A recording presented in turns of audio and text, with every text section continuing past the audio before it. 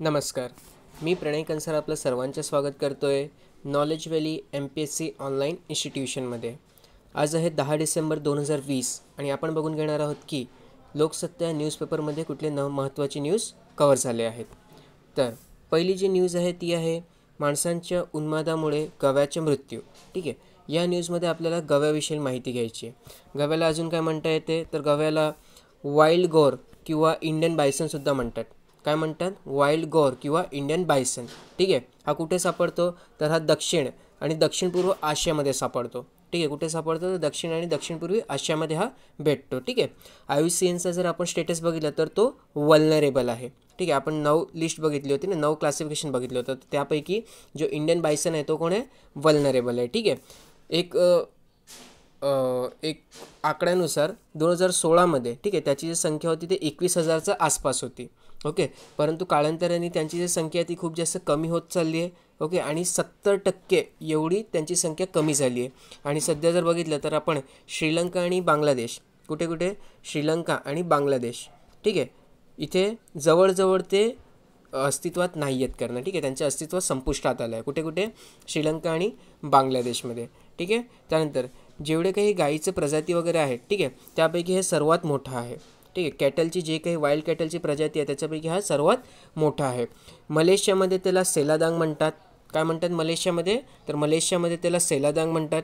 ठीक आहे, त्यानंतर म्यानमारमध्ये त्याला प्युंग म्हणतात. काय?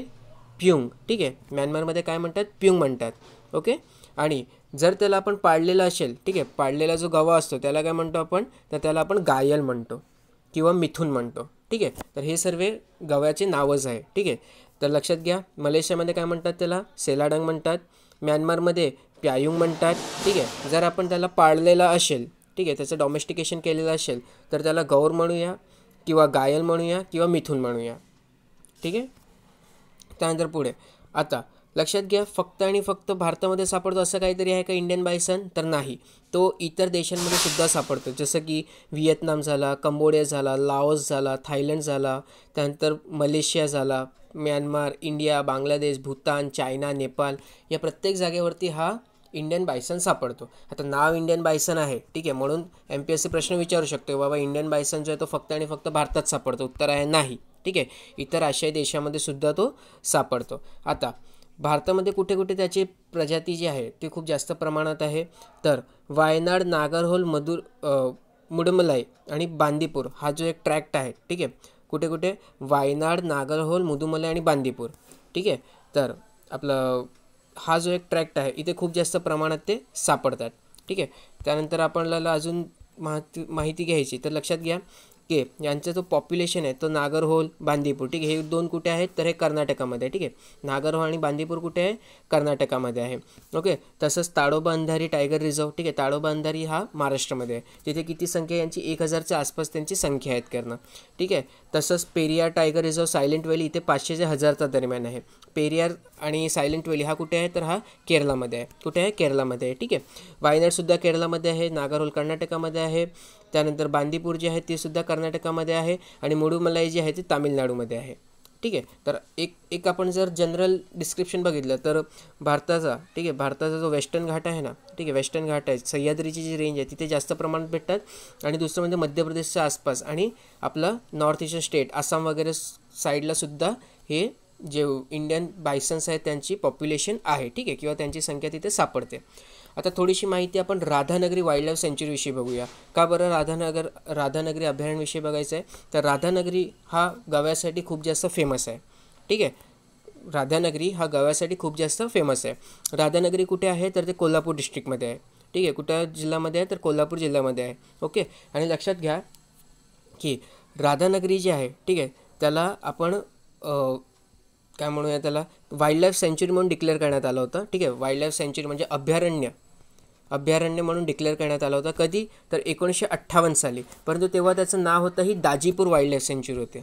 ठीक आहे, तेव्हा त्याचं नाव काय होतं? दाजीपूर वाईल्ड लाईफ सँच्युरी होतं. आणि त्यानंतर त्याला बायसन सँच्युरीसुद्धा म्हणत होतो आपण. काय? बायसन सँच्युरीसुद्धा आपण त्याला म्हणत होतो करणं. ठीक आहे, ही गोष्ट आपल्याला लक्षात ठेवायची आहे. इनिशियली त्याचं नाव काय होतं? दाजीपूर वाईल्ड लाईफ सँच्युरी. नंतर त्याचा राधानगरी वाईल्ड लाईफ सँच्युरी हा नाव करण्यात आला. ठीक आहे. आता जर आपण राधानगरीविषयी थोडंसं बोलतोय तर आपण राधानगरी धरणविषयी पण थोडीशी माहिती घेऊन ठेवूया. ठीक आहे. तर लक्षात घ्या 1907 साली कोल्हापूरच्या पश्चिमेला, ठीक आहे, सुमारे 55 किलोमीटर अंतरावर दाजीपूर नजीक, आपण बघितलं ना दाजीपूर, ठीक आहे, तर दाजीपूर एक गाव आहे. तर दाजीपूर नजीक भोगावती नदीला बांधारा घालून जमिनीला पाणी पुरवठा करण्याची एक योजना आखली होती. कोणी आखली होती? तर राजर्षी शाहू महाराजांनी. ठीक आहे. त्यानंतर निरनिराळ्या परीक्षा व निरीक्षणानंतर 1908 मध्ये पाणी पुरवठा करण्याच्या दृष्टीने या धरणाचं बांधकाम करण्याला सुरुवात करण्यात आली. ठीक आहे. आणि त्या धरणाला नाव काय दिलं? तर महाराणी लक्ष्मीबाई तलाव. काय? महाराणी लक्ष्मीबाई तलाव. ठीक आहे. महाराणी लक्ष्मीबाई तलाव हे त्याला नाव देण्यात आलं. श्रीमंत बापूसाहेब महाराज, कोण? श्रीमंत बापूसाहेब महाराज यांच्या नियंत्रण व देखरेखखाली या धरणाचे काम सुरू झाले. ठीक आहे. त्याच वर्षी श्रीमंत राधाबाई साहेब उर्फ अक्कासाहेब यांचा विवाह देवासा महाराजांबरोबर झाला. या प्रसंगाची आठवण म्हणून धरणाच्या शेजारच एक राधानगरी नावाचे गाव वसवले. ठीक आहे. धरणाच्या बाजूलाच काय राधानगरी म्हणून एक गाव वसवले. ठीक आहे. तज्ञ इंजिनियर सबनीस यांचा हाताखाली 2000 मजूर या धरणावर काम करीत होते आणि सुमारे 26 लाख रुपये महाराजांनी खर्च केले होते. ठीक आहे. परंतु ते त्याचं काही काम पूर्ण करू शकले नाही. परंतु त्याच्यानंतर म्हणजे त्यांचे जे सक्सेसर होते त्यांच्यानंतर जे सीटवरती आले, ठीक आहे, कोण? राजाराम महाराज. तर त्यांनी हे राधानगरी किंवा महाराणी लक्ष्मीबाई तलाव, ठीक आहे, महाराणी लक्ष्मीबाई तलाव याचा जो काम होता ते पूर्ण केला होता. ठीक आहे. आणि त्यानंतर त्याला आपण राधानगरी धरणसुद्धा म्हणतो आपण. ठीक आहे. ही गोष्ट थोडी महत्त्वाची होती, ते आपण डिस्कस केला. राधानगरी हा जो गाव आहे, ठीक आहे, याचं नावावरूनच काय नाव ठेवलं गेलं आहे? तर राधानगरी अभयारण्य. ठीक आहे. राधानगरी हा गावाचं नावावरूनच राधानगरी अभयारण्य हे नाव ठेवण्यात आलेलं आहे. तलावाचं नाव काय आहे? तर तलावाचं नाव आहे महाराणी लक्ष्मीबाई तलाव. काय नाव आहे? महाराणी लक्ष्मीबाई तलाव. आणि त्याच्या बाजूला जो आपण गाव वसवलं त्याचं नाव काय? तर त्याचं नाव राधानगरी. ठीक आहे. राधानगरी. आणि तिथेच हा जो जंगलाचा प्रदेश पडतो त्याला काय नाव दिलं आपण? राधानगरी अभयारण्य. ठीक आहे. त्यामुळे 1958 मध्ये याला दाजीपूर वाईल्ड लाईफ सेंच्युरी म्हटलं होतं. काय? दाजीपूर. का? तिथे दाजीपूर गाव त्याचं जवळ होतं ना म्हणून. ठीक आहे. नंतर त्याचं नाव आपण बदलून काय करून टाकलं? तर बायसन सेंच्युरी. ठीक आहे. काय केलं? Bison sanctuary. ठीक आहे. चला, म्हणजे बायसन अभयारण्य. सेंच्युरी म्हणजे अभयारण्य एका प्रकारे. ठीक आहे. तर हे आपण बघितलं बायसनविषयी. ओके. IUCNच्या जी लिस्ट आहे त्याच्यामध्ये वल्नरेबल आहे बरं का, ही गोष्ट लक्षात ठेवा. आणि फक्त भारतात नाही सापडत, ते एशियाच्या इतर देशांमध्ये सुद्धा सापडतो. ठीक आहे. लस लांबणीवर तपशिलाअभावी सिरम भारत बायोटेकला तातडीचा परवानगीस नकार. ठीक आहे. कोरोना प्रतिबंधक लसींचा आपत्कालीन परवान्यासाठी सिरम इन्स्टिट्यूट आणि भारत बायोटेक यांनी केलेले अर्ज केंद्रीय औषध मानक नियंत्रण संस्थेच्या तज्ज्ञ समितीने प्रलंबित ठेवले आहे. आपल्यासाठी काय महत्त्वाचं? आपल्यासाठी हे महत्त्वाचं आहे की केंद्रीय औषध मानक नियंत्रण संस्था काय आहे. ठीक आहे. तर इंग्रजीमध्ये नाव आहे central drug standard control organisation. काय नाव आहे? Central drug standard control organisation. ठीक आहे. आता हा काय करतो? तर लक्षात घ्या, ड्रग्स आणि कॉस्मेटिक ॲक्ट 1940, कुठला? ड्रग आणि कॉस्मेटिक ॲक्ट 1940 याचा अंतर्गत आपण बनवलेलं आहे central drug standard control organisation. ठीक आहे. काय बनवलं आहे आपण?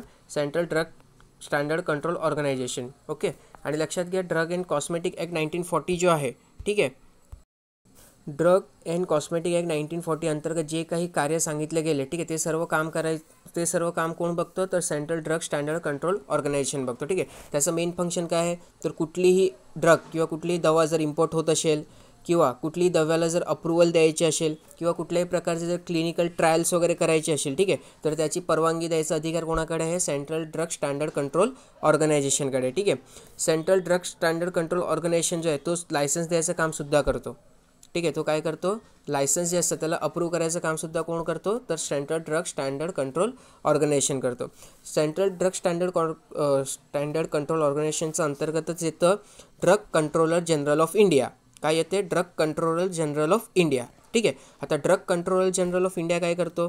तर काही रक्त आणि रक्ताशी रिलेटेड जे दवा वगैरे असतात, ठीक आहे, किंवा वॅक्सिन्स असतात, सेरा असतात, तर यांना परवानगी द्यायचं काम हा कोण करतं? तर drug controller general of India करतो. आणि आता सध्या वॅक्सिनचं चाललं आहे ना, म्हणून वॅक्सिनला परवानगीसाठी कोणाकडे गेलं आहे आपण? तर ड्रग कंट्रोल जनरल ऑफ इंडियाकडे जावं लागतं. ठीक आहे. हे दोन्हीही central drug standard control organisation किंवा drug control general of India हे कुठल्या मिनिस्ट्रीच्या अंतर्गत येतात?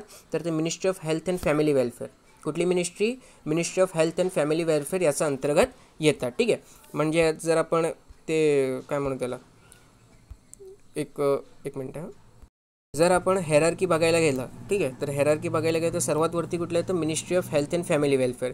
त्याच्या अंतर्गत येतं central drug standard control organisation आणि त्याच्या अंतर्गत येतं drug controller general of India.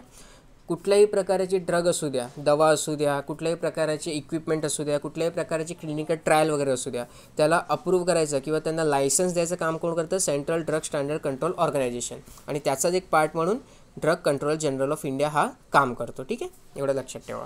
चला पुढे बघूया अजून काही न्यूज आहे. केंद्राचा प्रस्ताव फेटाळला, आंदोलन तीव्र करण्याचा शेतकऱ्यांचा इशारा. ठीक आहे, प्रेशर ग्रुप, दबाव गट आपण पुन्हा डिस्कस नाही करणार, तुम्ही रिवाईज केलं असं मी आशा ठेवतो. ठीक आहे, विष्णू सावरा यांचे निधन. तर विष्णू सावराविषयी आपण थोडीशी माहिती घेऊया. ठीक आहे, तर आदिवासी विकास खात्याचे माजी मंत्री विष्णू सावरा यांचे निधन झालेले आहेत. ओके, 1980मध्ये स्टेट बँक ऑफ इंडियामधील नोकरी सोडून ते भारतीय जनता पक्षाचे पूर्णवेळ कार्यकर्ता म्हणून कार्यरत झाले. कुठल्या पक्षात होते, तर भारतीय जनता पक्षामध्ये ते होते. ठीक आहे, 1980च्या विधानसभा निवडणूक त्यांना भाजपचे वाडा मतदारसंघातून उमेदवारी दिली होती. कुठला मतदारसंघ, वाडा. ठीक आहे, मात्र 80 तसेच 1985च्या निवडणुकीत त्यांचा पराभव झाला. पुढे 1990 ते 2014पर्यंत त्यांनी संलग्न विजय मिळवला. 1955चा युती सरकारच्या काळात त्यांनी शेवटच्या टप्प्यात आदिवासी विकास मंत्री होण्याचा मान मिळवला होता. अवघे 6 महिने मिळालेल्या मंत्रिपदातून त्यांनी अनेक विकासाची कामे केली. 2014मध्ये भाजप सरकार त्यांच्यावर पुन्हा आदिवासी विकास खात्याचा मंत्रिपदाची जबाबदारी देण्यात आली. नव्याने निर्माण झालेल्या पालघर जिल्ह्याचे पहिले पालकमंत्री, ठीक आहे, पालघर जिल्ह्याचे पहिले पालकमंत्री होण्याचा जो सन्मान त्यांना मिळाला आणि जनतेच्या प्रश्नामध्ये ते नेहमीच अग्रेसर राहिले. ठीक आहे, तर ही आपण माहिती घेतली कोणाबद्दल, विष्णू सावराबद्दल. ठीक आहे, वाडा मतदारसंघ भाजपमधनं किंवा भाजप पक्षाचे ते उमेदवार होते. ओके, आणि पालघर या नवनवीन जिल्ह्याचे ते पहिले पालकमंत्री होते. ठीक आहे, महिलांवरील गुन्ह्याबाबत राज्य सरकारचे कायदे कठोर. शक्ती कायद्यात मृत्यूदंडाची तरतूद. ठीक आहे, तर शक्ती म्हणून एक नवीन कायदा करण्यात आलेला महाराष्ट्र राज्यामध्ये, तर त्याच्याविषयी आपण थोडीशी माहिती घेऊया. शक्ती कायद्यात समाज माध्यमांवर महिलांची बदनामी, ॲसिड हल्ला, विनयभंग आदी गुन्हे अजामीनपात्र करण्यात येणार आहेत. हे सारे खटले 1 महिन्याचा निकाली काढण्यात येणार असून त्यासाठी प्रत्येक जिल्ह्यात स्वतंत्र तपास यंत्रणा आणि विशेष न्यायालय स्थापन करण्याचा निर्णय घेण्यात आला. ठीक आहे, स्कीमचं नाव काय आहे किंवा प्रोग्रामचं नाव काय, तर शक्ती. ठीक आहे, कायद्याचं नाव काय आहे, तर शक्ती कायदा. ठीक आहे, शक्ती कायदा काय सांगितलं गेलं त्याच्यामध्ये, तर महिलांची बदनामी. ठीक आहे, एक मिनटं. ओके, काय सांगण्यात आलं त्याच्यामध्ये, तर महिलांची बदनामी, ॲसिड हल्ला, विनयभंग आदी जर गुन्हे केले असतील तर ते अजामीनपात्र ठरणार आहेत. ठीक आहे, आणि जे काही खटले भरले जातील त्यांचा निकाल 1 महिन्यामध्ये आणला जाईल. ठीक आहे, आणि त्यासाठी प्रत्येक जिल्ह्यामध्ये स्वतंत्र तपास यंत्रणा आणि विशेष न्यायालय हे स्थापन केले जातील.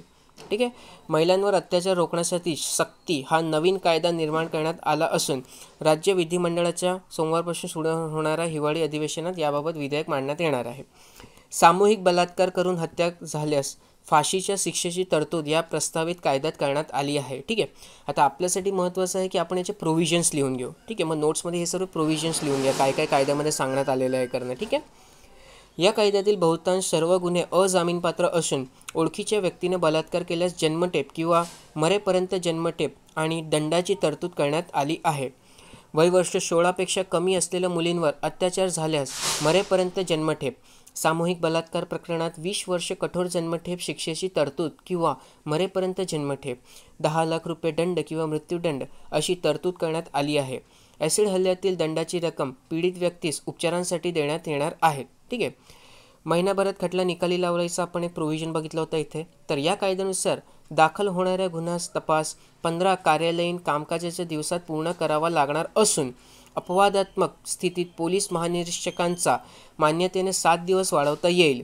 तसेच खटला 30 दिवसांचा निकाली काढण्याचे न्यायालयांवर बंधन घालण्यात आले असून त्यासाठी सर्व जिल्ह्यात म्हणजेच 36 विशेष न्यायालयाने स्थापन करण्यात येणार आहे. ठीक आहे, खूप जास्त महत्त्वाचं आहे. याचे जे काही कायद्यामध्ये जे काही तरतुदी आहेत, ठीक आहे, ज्याला आपण प्रोव्हिजन म्हणतो, ते सर्व आपण एका पेजवरती लिहून घेऊया आणि त्याचे नोट्स बनवून घेऊया. ठीक आहे, चला अजून पुढे बघूया दुसरी काही न्यूज आहे. तर अपारंपरिक ऊर्जेद्वारे 5 वर्षात 17,000 मेगावॅट निर्मिती. नितीन राऊत यांनी सांगितले. ठीक आहे. तर ग्रामीण विद्युतीकरण कार्यक्रमाअंतर्गत प्रतिवर्ष 10,000 घरांना सौर ऊर्जेद्वारे वीज पुरवठा करणे प्रस्तावित आहेत. आता ग्रामीण विद्युतीकरण कार्यक्रमाविषयी आपण थोडीशी माहिती घेऊया. ठीक आहे. तर रिमोट विलेज इलेक्ट्रिफिकेशन प्रोग्राम, काय नाव आहे त्याचं? Remote village electrification programme. ठीक आहे. कुठल्या डिपार्टमेंटच्या अंतर्गत येते? तर महाराष्ट्र एनर्जी डेव्हलपमेंट एजन्सी. ठीक आहे. महाराष्ट्र एनर्जी डेव्हलपमेंट एजन्सी, मेडा म्हणतो ज्याला आपण. तर त्याचा अंतर्गत हा प्रोग्राम आहे. कुठला? Remote village electrification programme. ठीक आहे. आता रिमोट विलेज इलेक्ट्रिफिकेशन प्रोग्रामविषयी आपण थोडीशी माहिती घेऊया. तर जेवढे काही सेन्सस विलेजेस आहे, सेन्सस विलेजेस म्हणजे काय? तर 2011चा जी जनगणना झाली होती तेव्हा जे काही गावांचे नाव आले होते, ठीक आहे, त्यांना आपण सेन्सस हे विलेज म्हणूया. ठीक आहे. 2011च्या सेन्ससमध्ये ज्या काही गावांना आपण त्याच्यामध्ये इन्क्लूड केलं, ठीक आहे, त्यांना आपण काय म्हणायचं? सेन्सस विलेजेस त्यांना म्हणायचं. ठीक आहे. मग असे जे काही अनइलेक्ट्रिफाय म्हणजे जिथे अजूनपर्यंत म्हणजे वीज जोडणी पोचली नाही आहे, ठीक आहे, तर तसे जे काही गाव आहेत त्यांना आपण काय करणार? त्यांना आपण नॉन कन्व्हेन्शनल एनर्जी सोर्स, ठीक आहे, नॉन कन्व्हेन्शनल म्हणजे काय? तर अपरंपरागत, ठीक आहे, अपरंपरागत एनर्जी सोर्सेसने आपण त्याला इलेक्ट्रिफाईड करणार. आता नॉन कन्व्हेन्शनल इलेक्ट्रिक सोर्सेसमध्ये कुठले कुठले सोर्सेस येतात? तर सोलार एनर्जी झाला म्हणजे सौर ऊर्जा झालं. ठीक आहे. स्मॉल हायड्रो पॉवर, त्यानंतर बायोमास झाला, विंड एनर्जी झाला, हायब्रिड सिस्टम झाला. तर यांच्या थ्रू आपण काय करणार? यांच्या थ्रू आपण त्या गावांमध्ये हे वीज पुरवठा करणार. ठीक आहे. 100% गावांना वीज पुरवठा झाला पाहिजे. कधीपर्यंत? 2017पर्यंत. पण ते अजूनही चालूच आहे करणं. ठीक आहे. कारण काय नाही संपलं का आपण त्यांना एक्सटेंड करून टाकतो. ओके. तर ही ती योजना होती की ज्याच्या अंतर्गत काय जी काही सेन्सस विलेजेस आहेत, ठीक आहे, 2011च्या सेन्ससमध्ये जे काही गावांना नमूद करण्यात आला आणि त्या गावामध्ये जर वीज पुरवठा नसेल तर त्यांना 100% आपण वीज पुरवठा देऊ. कधीपर्यंत? 2017पर्यंत. कुठल्या सोर्सेसने? किंवा तर नॉन कन्व्हेन्शनल अपरंपरागत ऊर्जा सोर्सेस जे असतात त्यांच्या थ्रू. त्याच्यामध्ये कुठले कुठले मोडतात? तर सौर ऊर्जा झालं, त्यानंतर जल ऊर्जा झाला, बायोमास झाला, विंड झाला, हायब्रिड सिस्टम झाला, तर यांचा थ्रू. ठीक आहे. आता स्कोप काय आहे? तर स्कोप आपण तेच बघितलं आहे की प्रत्येक हाऊसहोल्डला, ठीक आहे, म्हणजे प्रत्येक घरात हे काय झालं पाहिजे? आपल्याला वीज निर्मिती झाली पाहिजे करणं. ठीक आहे. आणि प्रत्येक घरात आणि प्रत्येक गावात, ठीक आहे, दोन्ही जागेवरती आपल्याला संपूर्णपणे 100% हे आपल्याला काय करायचं आहे? तर वीज पुरवठा द्यायचा आहे. ठीक आहे. आता एलिजिबिलिटीविषयी आपण थोडीशी माहिती घेऊया. तर लक्षात घ्या, आता जर आपण एलिजिबिलिटीविषयी बोललो, ठीक आहे, तर एलिजिबिलिटी म्हणजे कुठले जे गाव आहेत ते एलिजिबल असतील. ठीक आहे. तर आपण बघितलं की सेन्ससमध्ये जे काही गावांचा समावेश आहे आणि जिथे अजूनपर्यंत वीज निर्मिती झालेली नाही आहे किंवा वीज पुरवठा केलेला नाही ते सर्वांना आपण इथे समाविष्ट करू. ठीक आहे. 2017पर्यंत का करायचं आहे? कारण 11वा जे पंचवार्षिक योजना आहे, ठीक आहे, 11वी जी पंचवार्षिक योजना आहे ती 2017मध्ये संपणार होती. म्हणून तेव्हापर्यंत आपण एक लक्ष ठेवलं होतं की आपण 100% हे वीज निर्मिती करू करणं. ठीक आहे. त्यानंतर याची जबाबदारी कोणावरती आहे? हे वीज पुरवठा करायची तर स्टेट इलेक्ट्रिसिटी डिस्ट्रीब्युशन बोर्ड. ठीक आहे. आणि आपल्या इथे कुठलं? तर महाराष्ट्र. तर Maharashtra state electricity distribution company limited, ठीक आहे, ज्याला आपण MSEB सुद्धा म्हणतो. ठीक आहे. Maharashtra state electricity distribution company limited. तर यांच्यावरती अख्खी जबाबदारी दिली गेली होती की बाबा तुम्हाला हे पुरवठा करायचं आहे करणं. ठीक आहे. आता जे काही खर्च येणार आहे ते 100% स्टेट गव्हर्नमेंट उचलणार आहे. ठीक आहे. स्टेट फिनान्शियल असिस्टन्स जे असेल ते 100% असेल. ओके. 100% भार कोणावरती असेल? तर राज्यावरती असेल. ठीक आहे. त्यानंतर रुरल एरियामध्ये कोण काम करणार? तर आपण बघितलं तर Maharashtra state electricity distribution company limited. ठीक आहे. त्यांना काय सांगितलं? बाबा येणाऱ्या 5 वर्षामध्ये, ठीक आहे, येणाऱ्या 5 वर्षामध्ये तुम्हाला हे 100% काम संपूर्ण करायचं आहे. ठीक आहे. 100% कुठे? तर घरात आणि गावात. ठीक आहे. दोन्ही जागेवर 100% हा इलेक्ट्रिफिकेशन व्हायला पाहिजे. ठीक आहे. हां. मग ठीक आहे, एवढीच माहिती आहे इथे. ठीक आहे. बघूया आता पुढे कुठली न्यूज आहे ते. हां. बँकांचा कर्ज नोंदणीसाठी एक समांक मुद्रांक. ठीक आहे. तर अजून किंवा काय? मालमत्ता ग्रहण किंवा तारण ठेवताना सध्या एकूण कराराच्या रकमेच्या 0.2% मुद्रांक शुल्क आकारले जात होते. यापुढे 0.3% शुल्क आकारले जाईल. मोकळी जमीन, भूखंड, अकृषिक जमिनीच्या विक्रीसाठी घेण्यात येणारा कर्जाचा व्यवहारावर 0.5% मुद्रांक शुल्क सध्या आकारले जाते. यापुढे 0.3% मुद्रांक आकारले जाईल. यामुळे सरसकट सर्व व्यवहारांवर 0.3% असा एक समान दर आकारला जाईल. ठीक आहे. मग यापुढे जे काही मुद्रांकाचे दर आहे ते 0.3% असेल. ठीक आहे. जमिनीच्या जे दर असेल त्याचं रिलेटेड म्हणजे त्याचं त्याच्याशी त्याचा 0.3% एवढा असेल, ठीक आहे. जी काही जमीन असेल किंवा जी काही संपत्तीचा तुम्ही व्यवहार करताय तर ती संपत्तीची जेवढी काही व्हॅल्यू असेल त्याच्या 0.3% एवढं आपल्याला मुद्रांक शुल्क द्यावं लागेल, ठीक आहे. पुढची आहे शरद पवार यांच्या नावे सरकाराची ग्राम समृद्धी योजना, ठीक आहे. खूप महत्त्वाचं आहे. कुठली योजना आहे? ग्राम समृद्धी योजना, ठीक आहे. अशी योजना विचारली जाऊ शकतात बरं का. आपण पॉलिसीज म्हणतो ना, पॉलिसीज किंवा प्रोग्राम्स, तर हे पॉलिसीज वगैरे विचारले जाऊ शकतात. आपण थोडीशी माहिती घेऊया. तर या योजनेअंतर्गत करण्यात येणाऱ्या कामांमधून सामूहिक आणि वैयक्तिक पायाभूत सुविधा उपलब्ध करून 2020पर्यंत शेतकऱ्यांचे उत्पन्न दुप्पट करण्याचे आणि प्रत्येक ग्रामपंचायत व त्या ग्रामपंचायतीतील घटक गावे समृद्ध करण्याचे उद्देश आहे, ठीक आहे. शरद पवार हे येत्या शनिवारी वयाचे 80 वर्ष पूर्ण करीत आहेत. या निमित्ताने सरकारने हा निर्णय घेतलेला आहे, ठीक आहे. काय आहे महत्त्वाचं? तर 2022पर्यंत शेतकऱ्याची जे उत्पन्न आहे त्याला दुप्पट करणे, ठीक आहे. आणि अशोक दलवाई कमिटी, ठीक आहे. अशोक दलवाई कमिटी एक लक्षात ठेवा, ही एक महत्त्वाची आहे, ठीक आहे. शेतकऱ्यांचे उत्पन्न दुप्पट करण्यासाठी, ठीक आहे. अजून पुढे बघूया काय आहे न्यूज. ओके, इथे न्यूज आहे, ठीक आहे. तर अंतरिम आदेश 31 जानेवारीपर्यंत. तर खंडपीठाने स्वतःहून जनयाचिका दाखल करून घेतली होती. तर आपल्यासाठी महत्त्वाचं काय आहे, तर आपल्याला जनयाचिकाविषयी थोडीशी माहिती घ्यायची, ठीक आहे. जनहित याचिका ज्याला आपण काय म्हणतो, तर त्याला आपण PIL म्हणतो, ठीक आहे. तर PIL जो आहे ही आयडिया आपण कुठून घेतली होती, तर लक्षात घ्या ही जी आयडिया आहे, ठीक आहे, ते आपण अमेरिकेकडनं घेतली होती. कुठून घेतली होती, तर अमेरिकाकडनं घेतली होती, ठीक आहे. PIL म्हणजे काय, तर पब्लिक इंटरेस्ट लिटिगेशन, ठीक आहे. PIL म्हणजे काय, पब्लिक इंटरेस्ट लिटिगेशन. म्हणजे जास्तीत जास्त लोकांचा हितासंबंधात आपल्याला निर्णय घ्यायचे असतील आणि जर जास्तीत जास्त लोकांचा हितावरती कुठल्याही प्रकारची जर हानी येत असेल, ठीक आहे, तर आपण PIL फाईल करू शकतो.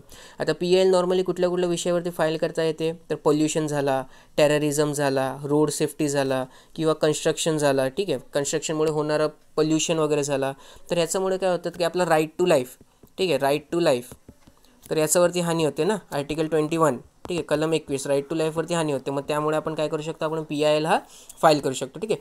मॅक्झिमम जास्तीत जास्त लोकांचं हिताचं इथे लक्ष ठेवलं जातं, ठीक आहे. त्यानंतर अजून कुठले विषय आहेत तर लक्षात घ्या. बॉन्डेड लेबर, ठीक आहे, बंधुआ मजदूर आपण ज्यांना म्हणतो ते.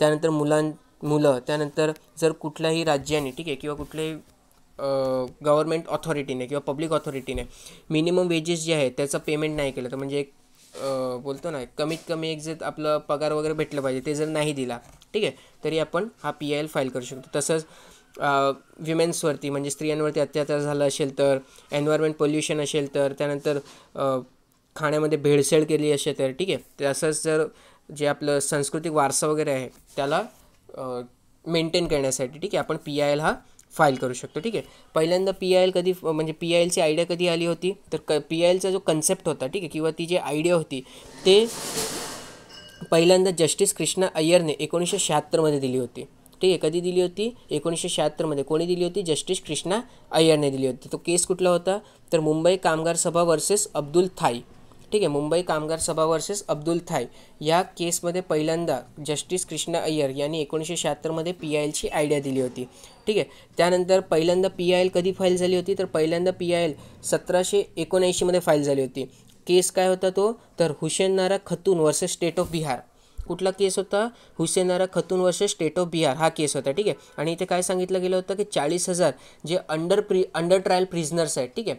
आता अंडर ट्रायल म्हणजे काय की त्यांच्यावरती केस चालू आहे परंतु त्याचा निवाडा काही लागलेला नाही आहे. मग असे 40,000 लोकांना तुम्ही जेलमध्ये कसे काय दाबून ठेवू शकता जर अजून निवाडा लागलेलाच नाही आहे तर, ठीक आहे. तर हे यांच्या राईट टू लाईफचं अगेन्स्टमध्ये आहे, ठीक आहे, किंवा ह्युमन राईटचं व्हायलेशन आहे असं करणं त्यांनी एक केस फाईल केलं होता.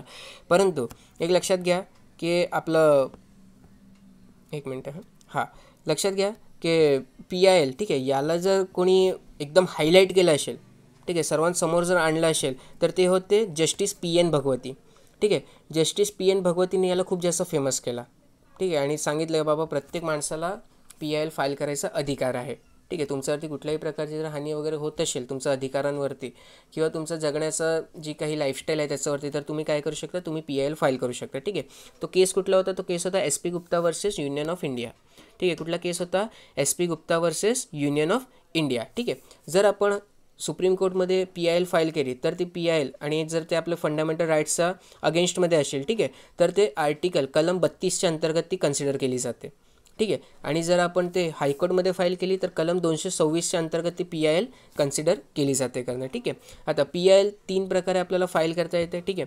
जर आपण सुप्रीम कोर्टमध्ये फाईल करत असेल तर आर्टिकल कलम 32च्या अंतर्गत येते. हायकोर्टमध्ये फाईल करत असू तर 226च्या अंतर्गत येते. आणि जर आपण जे लोअर कोर्ट्स आहेत, ठीक आहे, लोअर कोर्ट्स आहे जसं की कोर्ट ऑफ मॅजिस्ट्रेट, तिथे जर आपण फाईल करत असू तर CRPCचा सेक्शन 133च्या अंतर्गत येते. ठीक आहे. CRPC जो सेक्शन आहे त्याचा 133च्या अंतर्गत येते.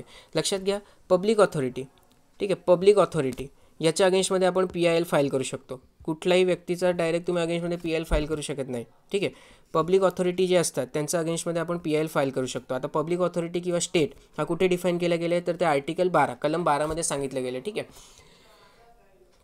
म्हणजे केंद्र सरकार किंवा राज्य सरकारच्या जे काही डिपार्टमेंट आहे किंवा जे काही त्यांचे शासनामधले जे काही अधिकारी आहेत त्यांच्या अगेन्स्टमध्ये आपण PIL फाईल करू शकतो करणं. ठीक आहे. फक्त शासनाच्या अगेन्स्टमध्ये फाईल करता येते. जर शासनाने कोणाला पैसे दिले असेल किंवा कोण शासनाच्या वतीने काम करत असेल तर त्यांच्या विरोधातसुद्धा PIL फाईल करता येते. ठीक आहे. ही गोष्ट लक्षात घ्यायची आपल्याला. तर आपण PIL विषयी माहिती घेतली. ठीक आहे. आता आपण पुढचं बघूया. कांजूरमार्ग मेट्रो कारशेडच्या जागेवर राज्य सरकारचा दावा. ठीक आहे. आपल्यासाठी काय काय महत्त्वाचं आहे ते मी इथे मार्क करून ठेवलं आहे.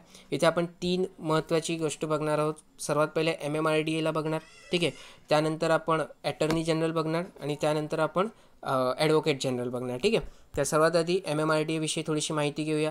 तर लक्षात घ्या MMRDA जे आहे, ठीक आहे, MMRDA जो आहे तो MMRDA ॲक्ट, ठीक आहे, कुठला MMRDA ॲक्ट, एक मिनटं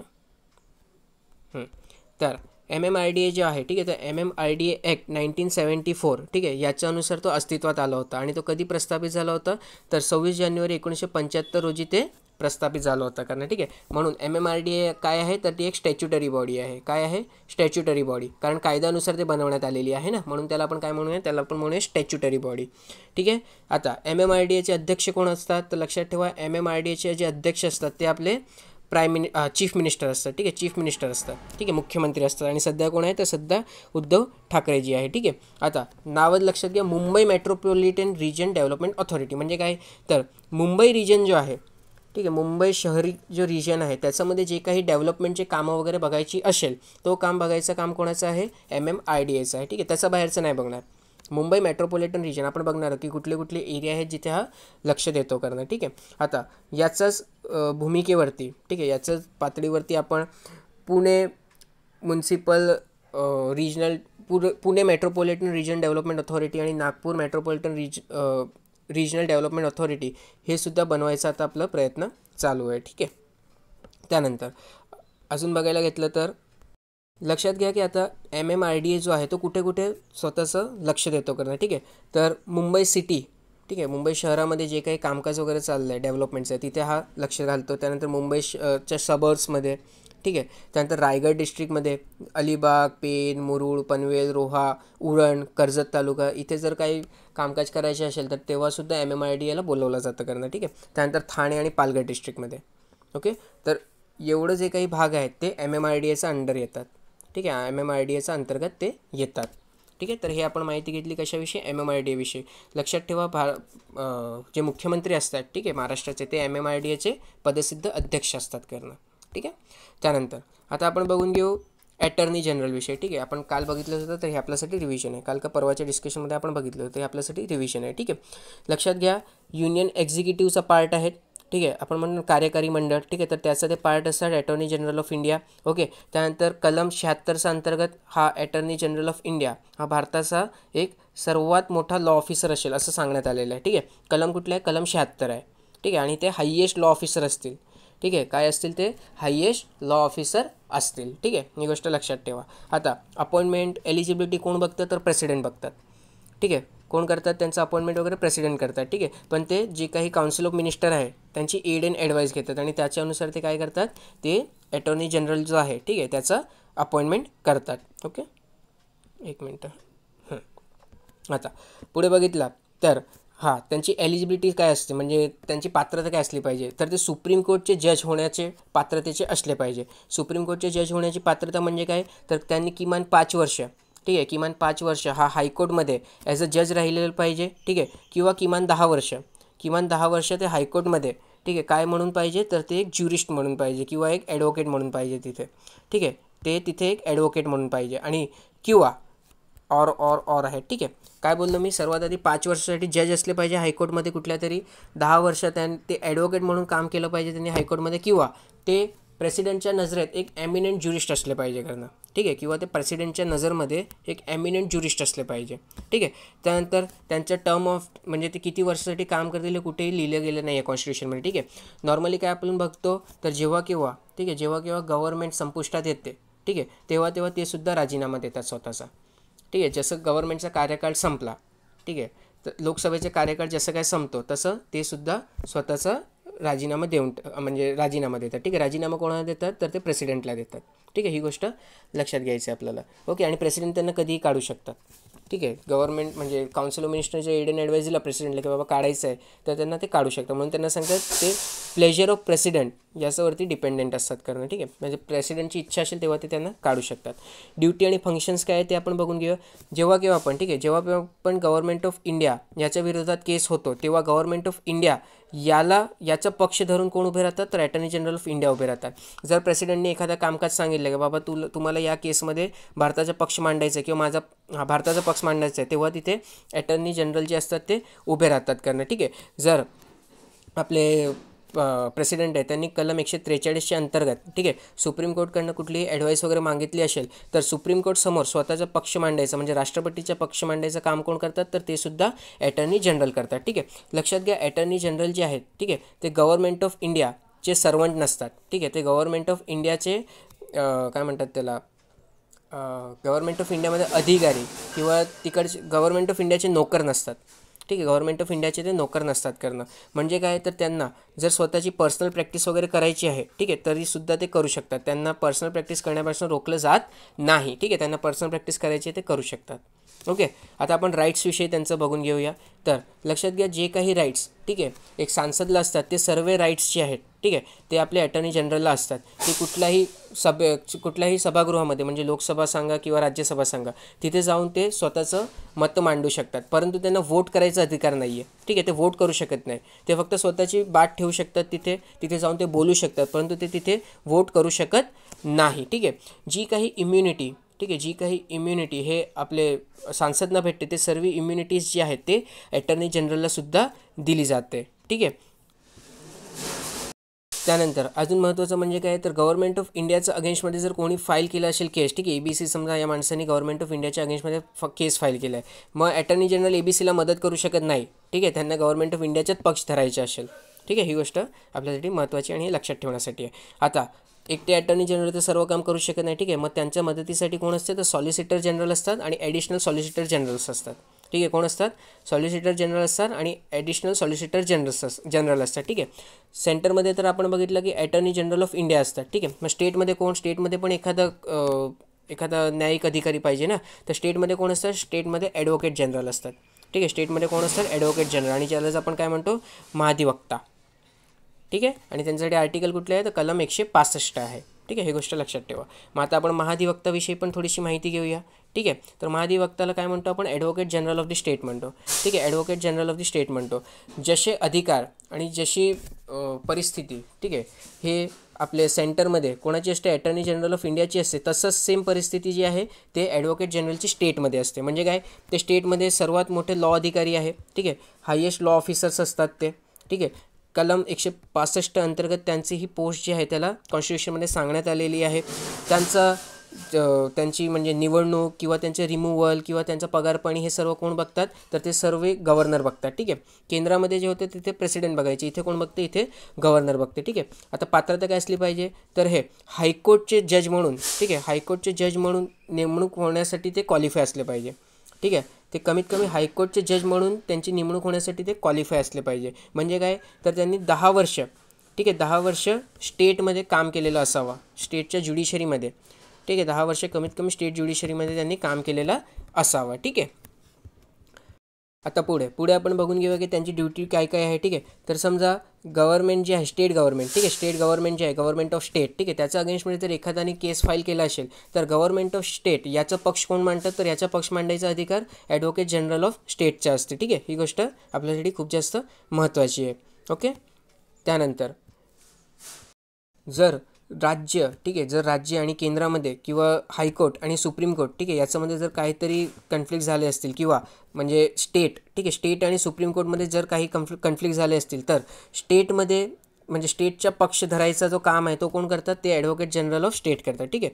समजा हायकोर्ट, लक्षात घ्या, हायकोर्ट किंवा सुप्रीम कोर्ट, हायकोर्ट किंवा सुप्रीम कोर्ट या दोघांमध्ये समजा केस स्टेट आहे, ठीक आहे, त्याच्या विरोधात केस गेला आहे करणं, मग स्टेटला रिप्रेझेंट करायचं काम कोण करतात, तर ते advocate general of the state करतात. ठीक आहे, हायकोर्टमध्ये सुद्धा आणि सुप्रीम कोर्टमध्ये सुद्धा. ठीक आहे. आता राईट्स आणि लिमिटेशन्स काय ते बघून घेऊ आपण. तर जे काही राईट्स, ठीक आहे, जे काही राईट्स हे आमदारला असतात, ठीक आहे, तसेच सर्व प्रिव्हिलेजेस वगैरे, ठीक आहे, राईट्स आणि प्रिव्हिलेजेस जे आहे ते आपले ॲडव्होकेट जनरलला सुद्धा असतात. म्हणजे काय, तर ते जे गृह आहे, ठीक आहे, राज्यामध्ये म्हणजे विधानसभा झाली किंवा विधान परिषद झाली तर तिथे ते जाऊन आपले मतं मांडू शकतात करणं, परंतु त्यांना तिथे वोटचा अधिकार नसतो. ठीक आहे, ते फक्त तिथे जाऊन बोलू शकतात, ते तिथे वोट करू शकत नाहीत. तसंच आमदाराला जे काही पॉवर्स असतात किंवा जे काही प्रिव्हिलेजेस असतात, ठीक आहे, ॲडव्होकेट जनरलला ते सुद्धा ते सर्व प्रिव्हिलेजेस वगैरे दिले जातात. ठीक आहे. अजून एक महत्त्वाची गोष्ट म्हणजे काय, तर गव्हर्नमेंट ऑफ म्हणजे स्टेट गव्हर्नमेंट जे आहे, ठीक आहे, स्टेट गव्हर्नमेंट जे आहे त्यांचे ते नोकर नसतात. म्हणजे काय, तर त्यांना जर प्रायव्हेट प्रॅक्टिस वगैरे करायची आहे तर ते करू शकतात. परंतु जेव्हा पण स्टेट गव्हर्नमेंटच्या अगेन्स्टमध्ये केस फाईल झाला असेल तर त्यांना स्टेट गव्हर्नमेंटची बाजू मांडणे हे त्यांच्यावरती बंधनकारक असते. ते समोरच्या पक्षाची बाजू मांडू शकत नाही. ठीक आहे. तर हे सर्व आपण बघितलं महाधिवक्ताविषयी. त्यांना जर रेझिग्नेशन द्यायची असेल किंवा त्यांना काढायची असेल तर ते कोण काढतात, ते गव्हर्नर काढू शकतात किंवा ते गव्हर्नरकडे रेझिग्नेशन देतात. ठीक आहे. नॉर्मली काय होते, तर जोपर्यंत आपली विधानसभा, ठीक आहे, जोपर्यंत विधानसभा अस्तित्वात आहे तोपर्यंत ॲडव्होकेट जनरल जे असतात ते तिथे राहतात करणं. ठीक आहे.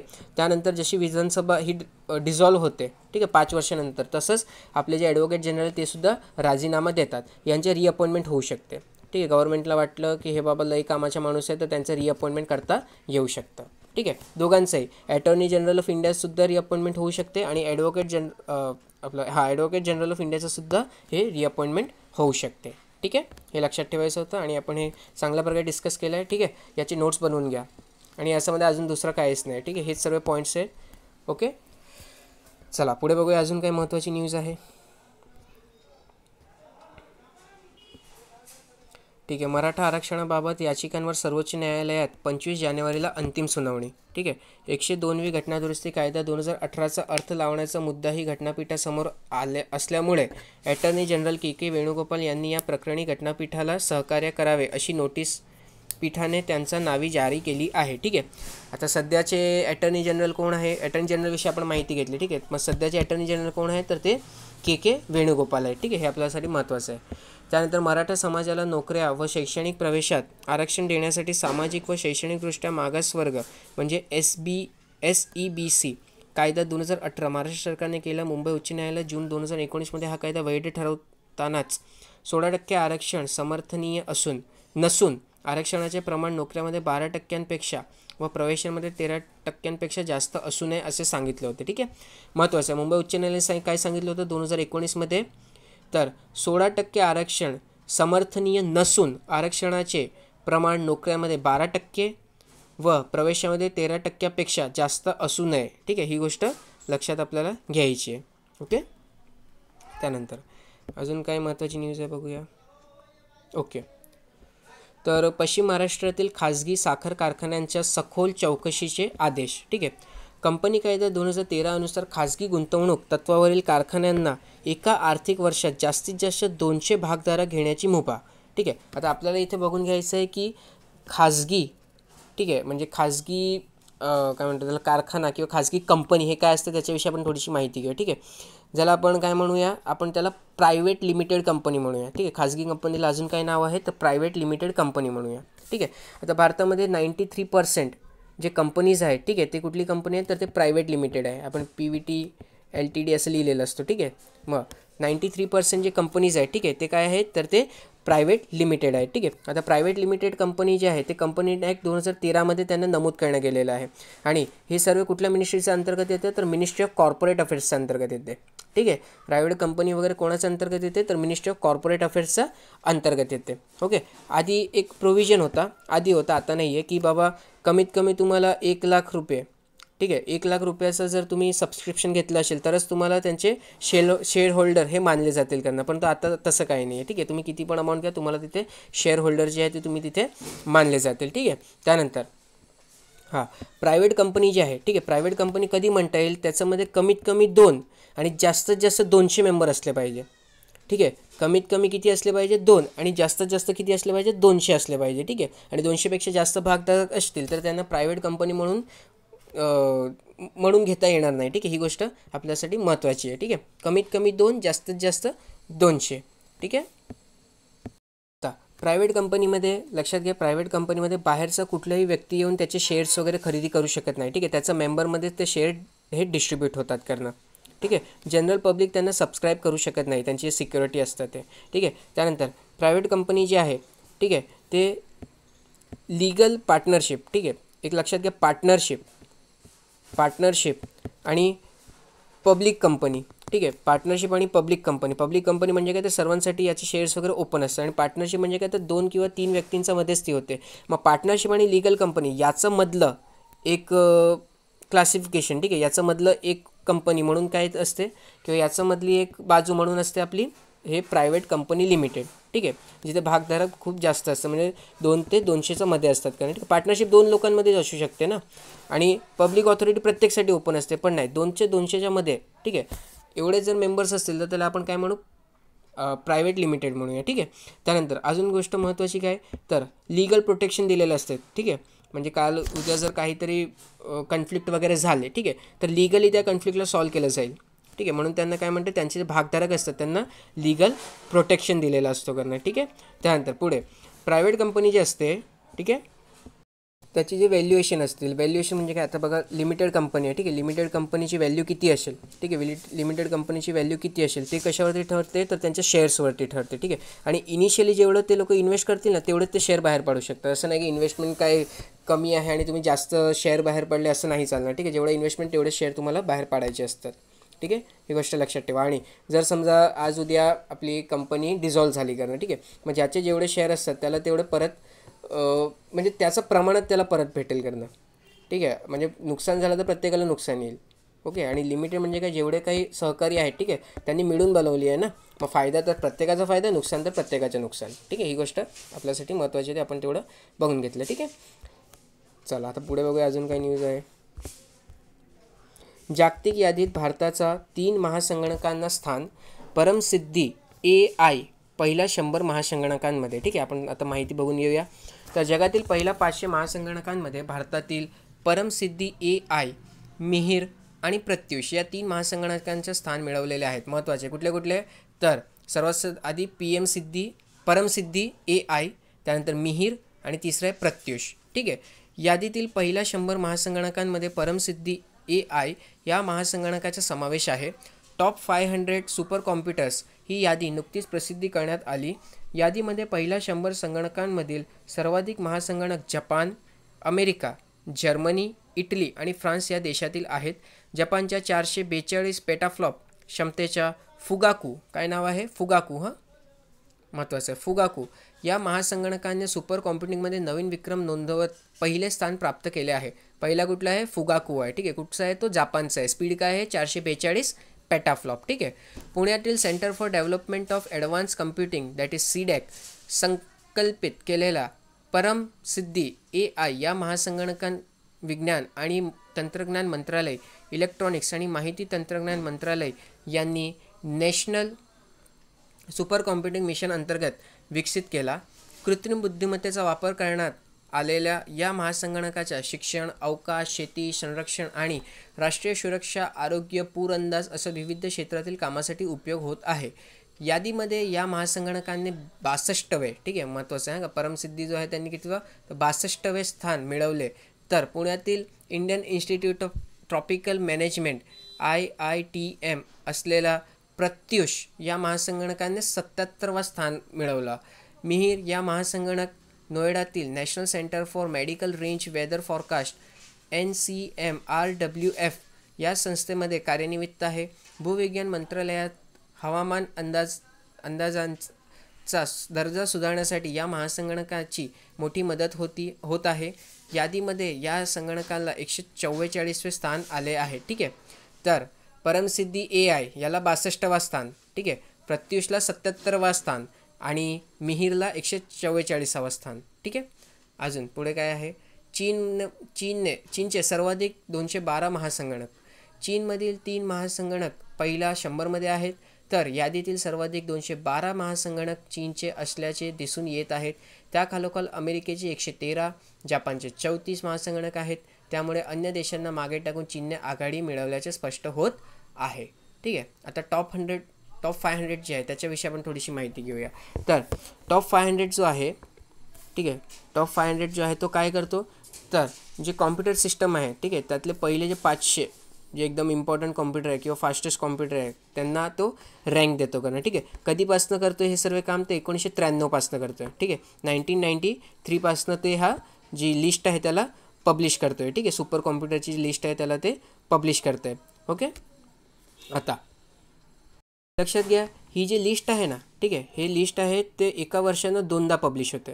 ठीक आहे. एका वर्षातनं ते 2दा पब्लिश होते. पहिल्यांदा जूनमध्ये पब्लिश होते जेव्हा इंटरनॅशनल सुपर कॉम्प्युटिंग कॉन्फरन्स होते. ठीक आहे. त्यानंतर ती नोव्हेंबरमध्ये दुसऱ्यांदा पब्लिश होते जेव्हा ACM/IEEE reliable basis for track कुठे गेला, हां, ओके, हां, मग ACM/IEEE, ठीक आहे, याची जेव्हा कॉन्फरन्स होते तेव्हा ते दुसऱ्यांदा पब्लिश होतं. ठीक आहे. पहिल्यांदा कधी पब्लिश होतो तर जूनमध्ये इंटरनॅशनल सुपर कॉम्प्युटिंग कॉन्फरन्स होते तेव्हा, आणि दुसऱ्यांदा कधी कंडक्ट होतो तर ते नोव्हेंबरमध्ये पब्लिश होतो. कधी ACM/IEEE सुपर कॉम्प्युटिंग कॉन्फरन्स होते तेव्हा. ठीक आहे. तर लक्षात ठेवा, वर्षातनं 2दा. ठीक आहे. वर्षातनं 2दा, एक जूनमध्ये आणि दुसरं नोव्हेंबरमध्ये, 2 वेळा हे स्वतःचे जे टॉप 500 लिस्ट आहे त्याला पब्लिश करतात करणं. ठीक आहे. आता लक्षात घ्या की लीन पॅक बेंचमार्क जे असतात, ठीक आहे, काय नाव बोललो मी, लीन पॅक बेंचमार्क. ठीक आहे. याच्यावरती यांचं कॅल्क्युलेशन केलं जातं करणं. ठीक आहे. लिंक पॅक बेंचमार्क, ठीक आहे, हे यूज केलं जातं बघण्यासाठी की बाबा कुठला कॉम्प्युटर आहे हा सर्वात जास्त कामाचा आहे करणं. लक्षात घ्या की लीन पॅक जे आहे, ठीक आहे, लीन पॅक जे आहे हा एक बेंचमार्क आहे आणि त्याच्यानुसार, ठीक आहे, त्याच्यानुसार HPL काढला जातो. काय काढला जातो? HPL काढला जातो. ठीक आहे. आणि HPLवरनं ठरवलं जातं की कुठला कॉम्प्युटर हा पहिला, दुसरा, तिसरा, चौथा येईल करणं. ठीक आहे. म्हणजे रँक HPLवरनं ठरवली जाते आणि HPL काय असतो तर लिंक पॅक बेंचमार्कवरनं HPL काढला जातो करणं. ठीक आहे. ही गोष्ट महत्त्वाची आहे, तेवढं आपण लक्षात ठेवूया. आता टॉप 500 जी लिस्ट आहे ते कोण पब्लिश करतो किंवा त्याला कोण कंपाईल करतं तर काय नाव आहे त्यांचं, जॅक डोनगरा. ठीक आहे. Of university of Tennessee Knoxville, H Strohmaier and होट Simon of national energy research scientific computer centre and Lawrence Berkeley of national laboratory. ठीक आहे. तर कोण कोण आहे पुन्हा एकदा आपण बघूया. नाव खूप जास्त क्रिटिकल आहे, मलासुद्धा बोलताना त्रास होतो त्यांचा. ठीक आहे. तर सर्वात पहिले जॅक डोंगरा. ठीक आहे. त्यानंतर दुसरे कुठले आहे, दुसरं कोण आहे तर एरिक स्टॉनमेयर. ठीक आहे. आणि होट Simon of the national energy research scientific computing centre आणि लॉरेन्स बर्कली. ठीक आहे. हे जे 4 पर्सन्स आहेत ते एकत्र येतात आणि ते लोक काय करतात, मग ते लोक हे अख्खी जी लिस्ट आहे त्याला कंपाईल करतात. एरिकसुद्धा आहे आपलं, हे नाही 4च लोक आहे. कोण कोण आहे, जॅक डोंगरा, ठीक आहे, एरिक स्टॉर्मेर, त्यानंतर होट सायमन आणि शेवटी लॉरेन्स बर्कली. ओके. चला बघूया आता पुढे काय आहे न्यूज.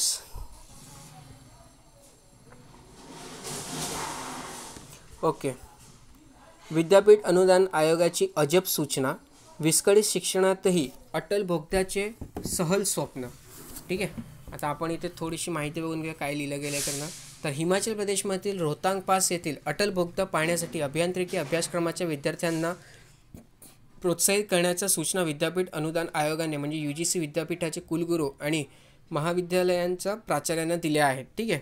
लेह आणि मनाली यांना जोडणारा 9 किलोमीटरचा अटल बोगदा उभारण्यात आला आहे. आव्हानात्मक वातावरण, अद्ययावत तंत्रज्ञानाचा वापर करून 10,000 फुटांवर या बोगद्याची निर्मिती करण्यात आली आहे. या बोगद्यामुळे मनाली ते लेह प्रवासाचा वेळ 4 ते 5 तास कमी झाला आहे. या बोगद्याचे पंतप्रधान मोदी यांनी 3 ऑक्टोबरला उद्घाटन केले. देशातील तंत्रज्ञानाचा चमत्कार, अभियांत्रिकी रचना, नियोजन, बांधकाम आणि प्रकल्प व्यवस्थापनातील उत्तम कार्यपद्धती समजून घेण्यासाठी अभियांत्रिकीचा विद्यार्थ्यांनी या बोगद्याला भेट देऊन देशातील बोगदाची क्षमता पाहून आत्मसात करावेत असे मत पंतप्रधान उद्घाटन कार्यक्रमात मांडले होते. ठीक आहे. आता आपल्यासाठी महत्त्वाचं काय, आपल्यासाठी हा जे अटल टनल आहे त्याच्याविषयी आपण थोडीशी माहिती घेऊया. ठीक आहे. तर लक्षात घ्या, अटल टनल, ठीक आहे, याचं आधी नाव होतं रोहतांग टनल. आधी काय नाव होतं त्याचं, रोहतांग टनल. ठीक आहे. परंतु नंतर माजी पंतप्रधान आपले जे होते, ठीक आहे, कोण, तर स्वर्गवासी अटल बिहारी वाजपेयी. ठीक आहे. तर त्यांचं नावाने आपण आता हा जी टनल आहे, ठीक आहे, हा जे गुफा आहे त्याचं नाव काय ठेवलं आपण, तर अटल टनल ठेवला. ठीक आहे. आता अटल टनल जो आहे तो सोलांग व्हॅली, मनाली ते सिसू, लाहुल अँड स्पिटी डिस्ट्रिक्ट, ठीक आहे, यांना कनेक्ट करते. ठीक आहे. मनालीची कुठली, सोलांग व्हॅली, आणि स्पिटी व्हॅली किंवा स्पिटी डिस्ट्रिक्टमधलं लाहुल, ठीक आहे, आणि स्पिटी आपला सिसू. ठीक आहे. सिसू जे आहे, सिसू आणि सोलांग, ठीक आहे, सोलांग आणि सिसू या दोन जागांना जोडण्यासाठी ही अटल टनल आहे. ठीक आहे. 9.02 किलोमीटर लांबीची आहे आणि 3000 मीटर एवढा हाईटवरती असणारी ही जगातली सर्वात लांब टनल आहे. ठीक आहे. खूप जास्त महत्त्वाचं आहे का, जगातील सर्वात लांब टनल आहे, 3000 मीटर एवढा उंचीवरती असणारी. ठीक आहे. त्याची लेंथ किती आहे, तर 9.02 किलोमीटर आहे. ठीक आहे. हां, त्यानंतर पुढे आपण काय बघितलं, तर सोलांग व्हॅली, ठीक आहे, आणि सिसू हे दोन जागांना जोडायचं तो काम करणार आहे. ओके.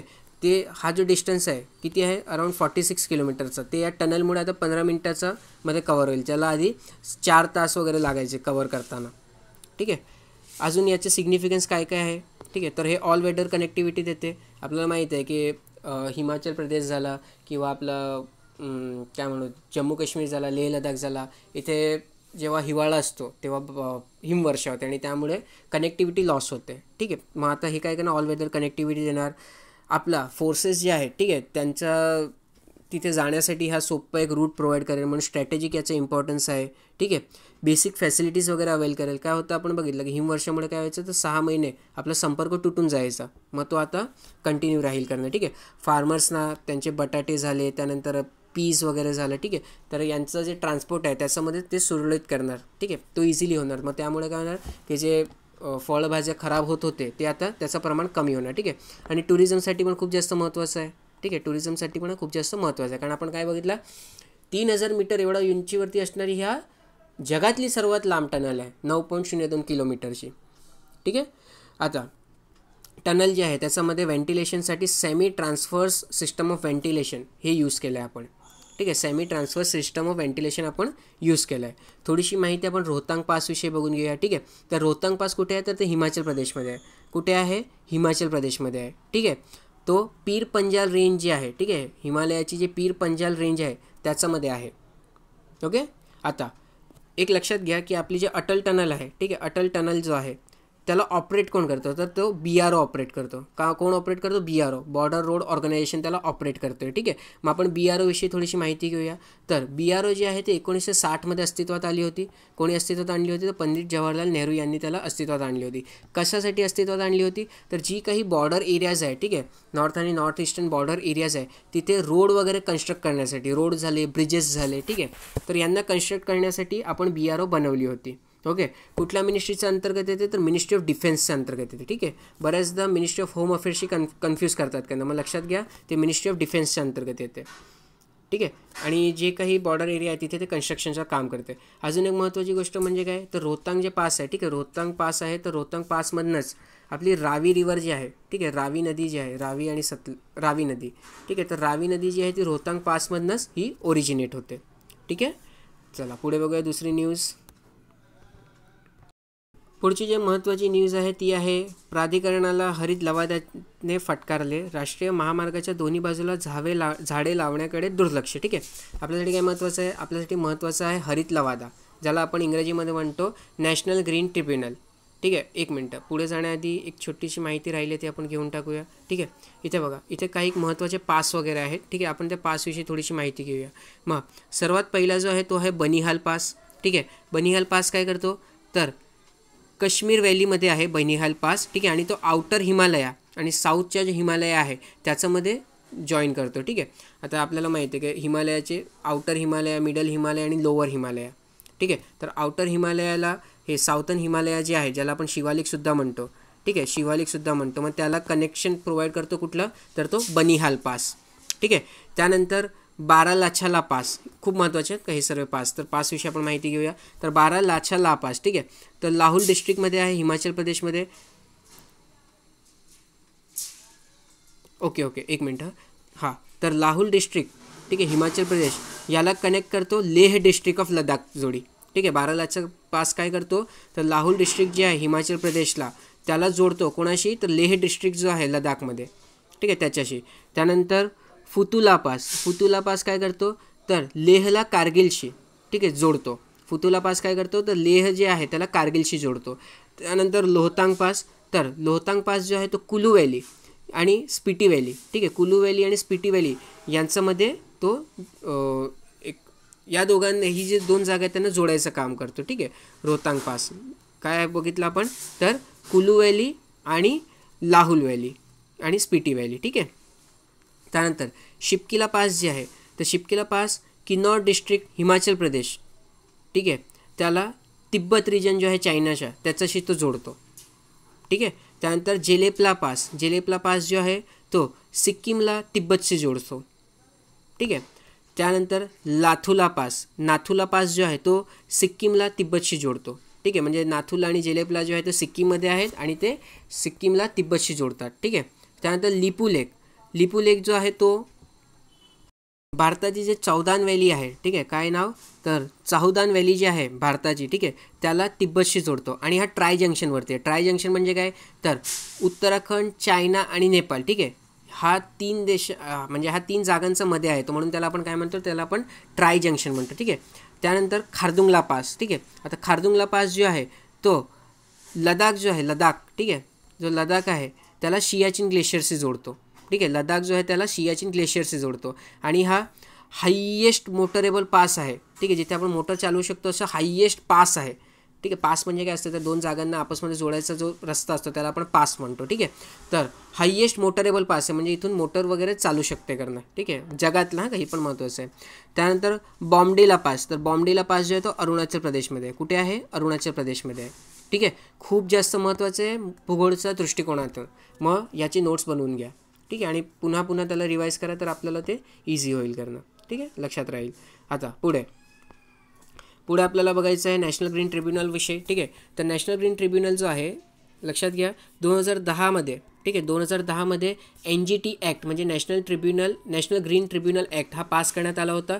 आणि त्याच्यानुसार आपण नॅशनल ग्रीन ट्रिब्युनल ही जी बॉडी आहे ती अस्तित्वात आली होती. ठीक आहे. म्हणून NGT जे आहे तो कोण आहे, तर ते स्टॅच्युटरी बॉडी आहे. ठीक आहे, लक्षात ठेवा काय आहे ते, तर स्टॅच्युटरी बॉडी आहे. ठीक आहे, खूप जास्त महत्त्वाचं आहे. ओके, NGT काय आहे, NGT स्टॅच्युटरी बॉडी आहे. आणि NGT सारखी बॉडी बनवण्याचं भारत हा 3रा देश ठरला आहे. ठीक आहे. NGT सारखी बॉडी बनवणारा भारत हा 3रा देश ठरला आहे. भारताच्या आधी ऑस्ट्रेलिया आणि न्यूझीलंड या दोघा देशमध्ये पण NGT हा बनवली गेली आहे. आता NGT काय करते, तर NGT बेसिकली जे काही पोल्युशन वगैरे होतं आहे किंवा एन्व्हायरमेंटशी रिलेटेड जे काही केसेस वगैरे आहेत, ठीक आहे, ते सॉल्व करायचं काम कोण करतं, तर ते NGT करते. आता महत्त्वाचं काय आहे, तर NGTला 6 महिन्याच्या आतमध्ये, ठीक आहे, NGTला 6 महिन्याच्या आतमध्ये केस संपवायचा असतो करणं. ठीक आहे. जे काही केस आला आहे त्याला डिस्पोजल द्यायचा असतो किती टाईममध्ये, तर 6 महिन्याच्या आतमध्ये. ठीक आहे. NGTची जे मेन प्लेस आहे ते दिल्ली येथे आहे, परंतु त्याचे रिजनल सेंटरसुद्धा आहेत. रिजनल सेंटर कुठे कुठे आहे, तर भोपाळ, पुणे, कलकत्ता आणि चेन्नईमध्ये आहे. ठीक आहे. मेन सीट कुठे आहे, तर मेन ते दिल्लीमध्ये बसते. ठीक आहे. बाकी रिजनल सीट्स वगैरे आहेत. आता स्ट्रक्चर बघून घेऊ NGTचा काय असतो करणं, तर NGTमध्ये एक चेअरमन असतो. ठीक आहे. एक चेअरमन असतो आणि तो ज्युडिशियल मेंबर असायला पाहिजे बरं का. तो आपलं जे न्यायमंडळ आहे त्याच्याशी रिलेटेड असला पाहिजे आणि तो एक्सपर्ट असला पाहिजे. ओके. किती वर्षासाठी तो असतो, तर 5 वर्षाचा त्याचा टाईम पिरियड असतो आणि त्याचं रिअपॉइंटमेंट होत नाही. ठीक आहे, खूप जास्त महत्त्वाचं आहे. 5 वर्षासाठी असतो आणि त्याचं रिअपॉइंटमेंट नाही होत. ठीक आहे.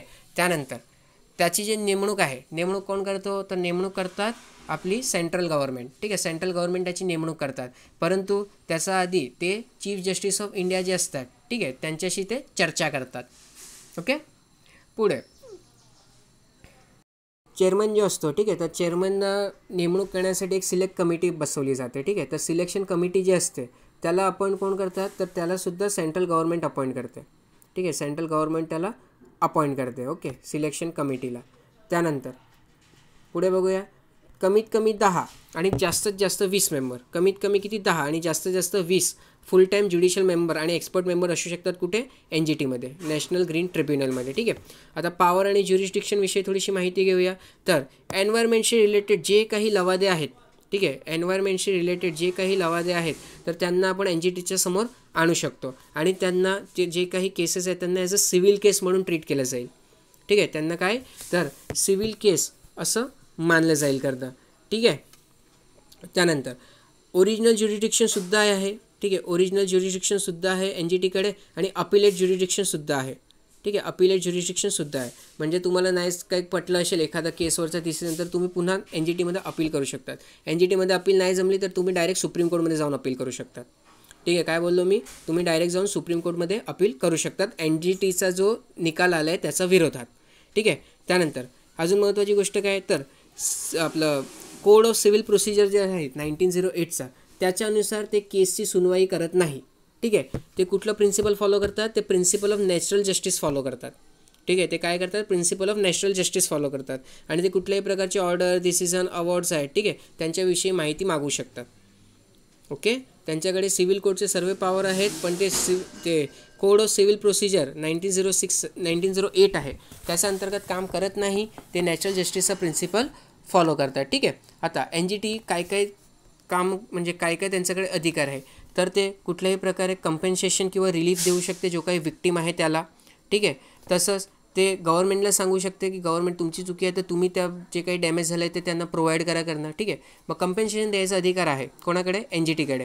ठीक आहे. त्यानंतर दुसरी गोष्ट म्हणजे काय तर जे काही डिसिजन NGTने दिला आहे, ठीक आहे, जे काही NGTने डिसिजन दिला आहे तर त्याची जी ताकद आहे ते सिव्हिल कोर्टने दिलेला डिसिजन एवढीच त्याच्याकडे पॉवर आहे करणं. ठीक आहे. म्हणजे तुम्ही जर फॉलो नाही केलं तर तुमच्यावरती ते काही पुढे फर्दर ॲक्शन्स घेऊ शकतात. ओके.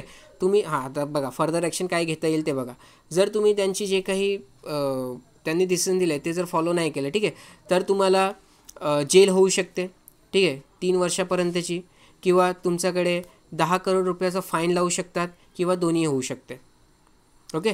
NGTचा विरोधात NGTचा जो काही निकाल आहे त्याच्या विरोधात तुम्हाला जर केस फाईल करायची असेल तर तुम्हाला सुप्रीम कोर्ट येथे तो केस फाईल करता येतो, पण लक्षात घ्या 90 दिवसाचा आत तुम्हाला तो फाईल करावा लागेल. ठीक आहे. काय बोललो मी, 90 दिवसाचा आत ते केस फाईल करावा लागेल. आता कुठले कुठले केसेस आहे ज्याच्यावरती NGT लक्ष देतो, खूप जास्त महत्त्वाचं आहे का. तर वॉटर ॲक्ट आहे 1974चा, वॉटर ॲक्ट आहे 1977चा, फॉरेस्ट ॲक्ट आहे 1980चा, त्यानंतर एअर ॲक्ट आहे 1981, त्यानंतर एन्व्हायरमेंट ॲक्ट आहे 1986, पब्लिक लायबिलिटी इन्शुरन्स ॲक्ट आहे 1991, बायोलॉजिकल डायव्हर्सिटी ॲक्ट आहे 2002. लक्षात घ्या वाईल्ड लाईफ प्रोटेक्शन ॲक्ट 1972.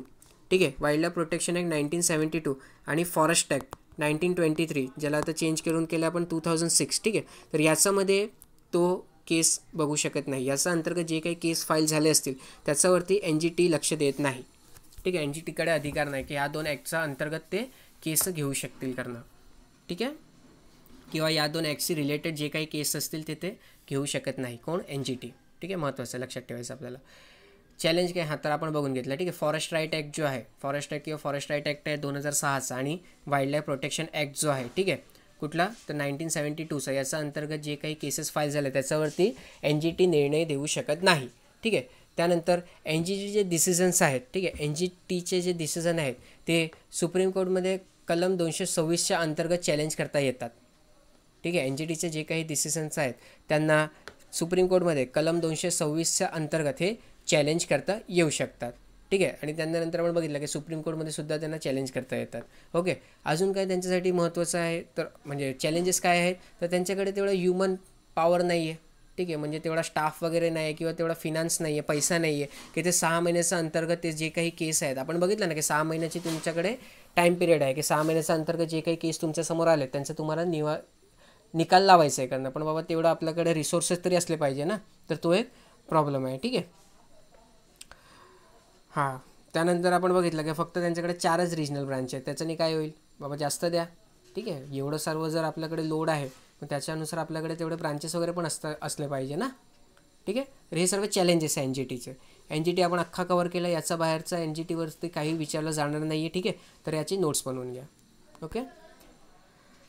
पुढे बघूया.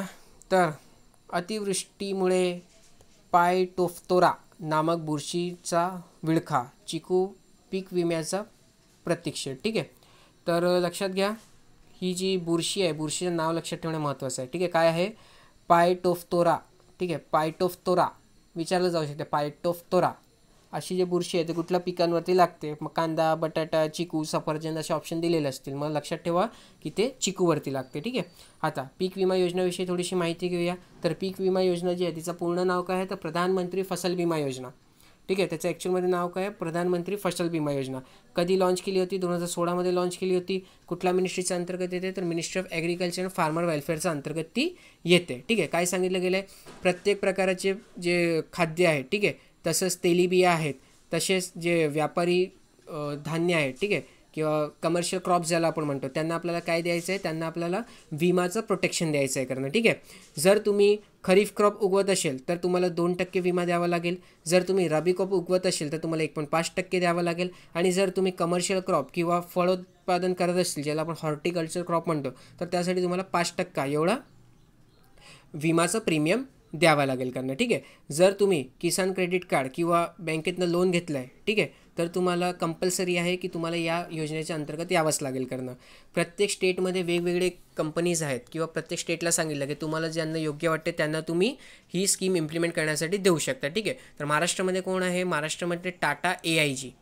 ठीक आहे, महाराष्ट्रामध्ये कोण याला इम्प्लिमेंट करते? तर ते टाटा AIG इम्प्लिमेंट करतो आहे. ठीक आहे, तर हे आपल्यासाठी महत्त्वाचं होतं, आपण हे बघून घेतलं. स्टेट गव्हर्नमेंटवरती असतं का कोणाला इम्प्लिमेंट करायला द्यायचं आहे ते. ओके, पुढे अजून काही न्यूज आहे का? आंतरराष्ट्रीय चित्रपट महोत्सवात रॉबी बीरला 2 पुरस्कार. ठीक आहे, रॉबी बार म्हणजे रविवारला बांगलादेशमध्ये काय म्हणतो? रॉबी बार. ठीक आहे, बंगालीमध्ये. तर सुपरस्टार प्रसेनजीत चॅटर्जी व लोकप्रिय बांगलादेशी अभिनेत्री जया अहसान यांनी भूमिका केलेल्या दिग्दर्शित अतनू घोष यांचा रॉबी बार या चित्रपटाने माद्रिद आंतरराष्ट्रीय चित्रपट महोत्सवात 2 पुरस्कार जिंकले. ठीक आहे, तर हे महत्त्वाचं एवढं आपण बघून घेतला. विदेशी भाषेतील चित्रपटातील आघाडीच्या अभिनेत्री म्हणून जया अहसान हिला तसेच या श्रेणीत सर्वोत्तम ओरिजिनल स्क्रीन प्ले असे 2 प्रतिष्ठेचे पुरस्कार माद्रिद आंतरराष्ट्रीय चित्रपट महोत्सवात रॉबी बार चित्रपटाला मिळाले आहेत. ठीक आहे, अजून काही न्यूज आहे बघूया. आजकाल खूप जास्त न्यूज येत आहेत.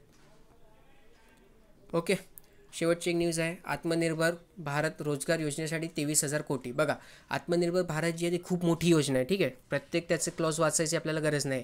जेवढं काही इथे येईल तेवढं आपण बघून घेऊया. तर आत्मनिर्भर भारत रोजगार योजना, ठीक आहे, तर त्याच्याविषयी बघूया. तर कोविड पश्चात औपचारिक क्षेत्रात रोजगारच्या संधींना प्रोत्साहन म्हणून 2020 ते 2023 असे 3 वर्षे कालावधीत सुरू राहणाऱ्या या योजनेवर एकूण 22,810 कोटी रुपये सरकारकडून खर्च केले जाणार आहे. ठीक आहे, तर आत्मनिर्भर भारत योजना ही 3 वर्षासाठी आहे, 2020 ते 2023पर्यंत. ठीक आहे, हे लक्षात घ्या. या योजनेअंतर्गत 1 ऑक्टोबर 2020 रोजी किंवा त्यानंतर सेवेत घेतल्या गेलेल्या नवीन कर्मचाऱ्यांसंदर्भात सरकारकडून 2 वर्षासाठी अनुदान दिले जाणार आहे. ओके, आता आपण PM वाणी याच्याविषयी थोडीशी माहिती घेऊया. तर PM वाणीद्वारे ब्रॉडबँडचे सार्वत्रिकीकरण. ब्रॉडबँड इंटरनेटच्या देशभरात सर्वदूर प्रसारासाठी कोणत्याही परवाना, शुल्क अथवा नोंदणीविना वायफाय जाळे प्रस्थापित करणाऱ्या सार्वजनिक डेटा कार्यालयांना मंजुरी देणाऱ्या योजनेला केंद्रीय मंत्रिमंडळाने बुधवारी मंजुरी दिली. देशात वायफाय क्रांती आणू पाहणाऱ्या या कार्यक्रमाचे PM वाणी असे नामकरण केले गेले आहे. ठीक आहे, खूप जास्त महत्त्वाचं आहे का. तर त्याची वायफाय जाळे ते प्रसरत आहेत, त्याची स्कीम आहे किंवा क्रांती आहे, त्याला काय नाव दिलं गेलं आहे? PM वाणी. ठीक आहे, अशी माहिती दूरसंचार मंत्री रविशंकर प्रसाद यांनी पत्रकारांना दिली. या सार्वजनिक वायफाय जाळ्यासाठी सार्वजनिक डेटा कार्यालये, PDO, ॲप प्रदाते आणि ॲग्रिगेटर्स यांची बहुस्तरीय चौकट तयार केली जाणार आहे. ठीक आहे, काय आहे? ब्रॉडबँड इंटरनेटच्या देशभरात सर्वदूर प्रसारासाठी कोणताही परवाना, शुल्क अथवा नोंदणी विना वायफाय जाळे स्थापित करणाऱ्या सार्वजनिक डेटा कार्यालयांना मंजुरी देणाऱ्या योजनेला केंद्रीय मंत्रिमंडळाने बुधवारी मंजुरी दिली आणि या कार्यक्रमाला PM वाणी असे नाव दिले. ठीक, खूप जास्त महत्त्वाचं आहे का PM वाणी. ठीक आहे, तर याच्यावरती नोट्स बनवून घ्या. ठीक आहे, तर आजची डिस्कशन पुन्हा लांब झाली आहे. काय नाही, चला मग आजच्या डिस्कशनमध्ये एवढंच आहे. PDF आहे ते तुम्हाला आपल्या डिस्क्रिप्शन बॉक्समध्ये दिली जाईल. काही डाऊट असेल तर तुम्ही कमेंट सेक्शनमध्ये मेन्शन करू शकता. ठीक आहे, घरी राहा, सुरक्षित राहा आणि शिकत राहा. धन्यवाद.